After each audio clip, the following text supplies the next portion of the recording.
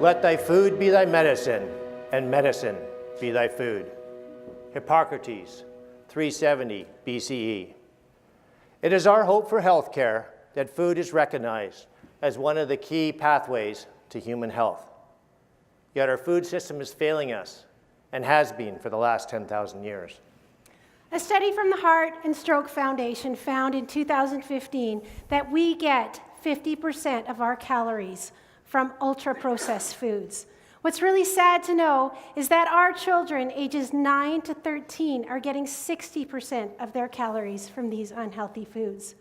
An unhealthy diet is a leading risk of death, and in 2016, 47,000 deaths were caused in Canada through a healthy diet. The Public Health Agency has stated that we spend $26 billion on diet-related diseases. Collectively, non-communicable diseases account for 70% of global deaths. So what can we do? Well, we can start by eating food as close to its natural state as possible. We can shop the perimeter of our grocery stores, concentrating on the produce, the meat, fish, and dairy products. We can eat in season. We can also get to know our local farmer. Are they organic and sustainable? Are they growing diverse crops with livestock, or are they growing monocultures? When we go to their farms, do we see bare soil, or do we see cover crops growing? But is this really enough? Our agricultural practices and policies have led to the decline in the nutrient density of our food, and this is not a new phenomenon. We have been mining the soil nutrient bank for a millennia, but now we're doing it at a global scale at a rate never before seen in human history. One of the most destructive tools used in agriculture over the last 10,000 years is the plow. Plowing degrades soils by leaving it exposed to wind and rain, destroys organic matter, and impairs water infiltration and storage. Now we are using fertilizer and chemicals to shore up these degraded soils. Furthermore,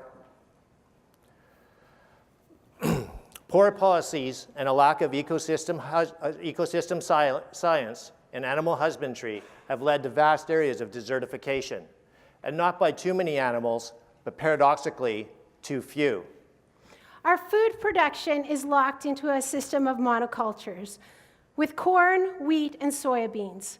A monocultural food production system is ruining our soils by excluding soil and ecosystem biodiversity. Is this really sustainable? Could there be a solution?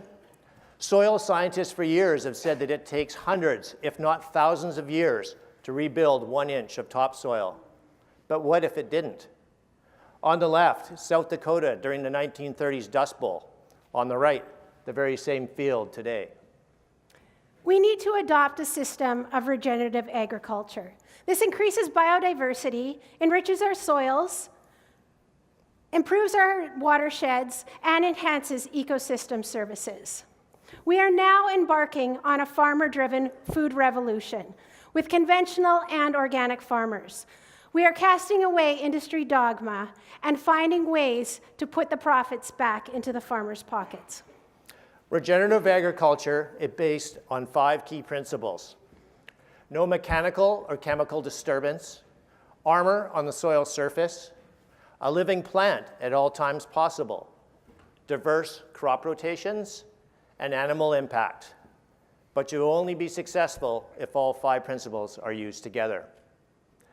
For the last 10,000 years, we have been plowing our soils. The result, our precious topsoils are eroding downhill into the lakes, streams, and oceans. Nature keeps herself covered. A covered soil is cooler, retains moisture, reduces evaporation, and allows the soil biology to build its home. When done correctly, regenerative agriculture can renew soils at ½ an inch a year. It is the biology, both the fungus and the bacteria in the soil, that drive the nutrient cycle. But they need energy. That energy comes from the photosynthesis of plants. Plants provide carbohydrates for the soil bacteria, and they provide key nutrients to the plants. It's the oldest of the underground economies. And crop diversity creates farm resilience. Over the decades, and especially since turning to organic production in 2005, we have discovered that greater crop diversity reduces our pest problems. Now we look at what not to kill, but what to plant as our solution. And as a society, we have taken animals off the land and put them in feedlots, concentrating their waste, polluting waterways, and creating unhealthy conditions in which animals need to be medicated to survive. It is the microbiome of a ruminant that is one of the most powerful tools to restore soil health.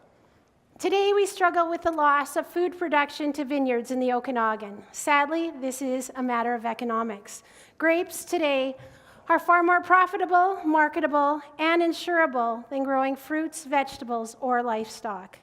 But we can take comfort in knowing that all these lands are being farmed by farmers. And if we ever did to decide to all eat local, or if there ever was a food shortage, these fields could be easily transitioned back into growing the food that we eat. So, what is our hope for healthcare in the future? That we all discover that it's all up to us. That we learn that healthy people come from healthy food, which comes from a healthy ecosystem, and all stems from healthy soil. It's really up to you, and it starts with what you put in your mouth. Thank you. Thank you.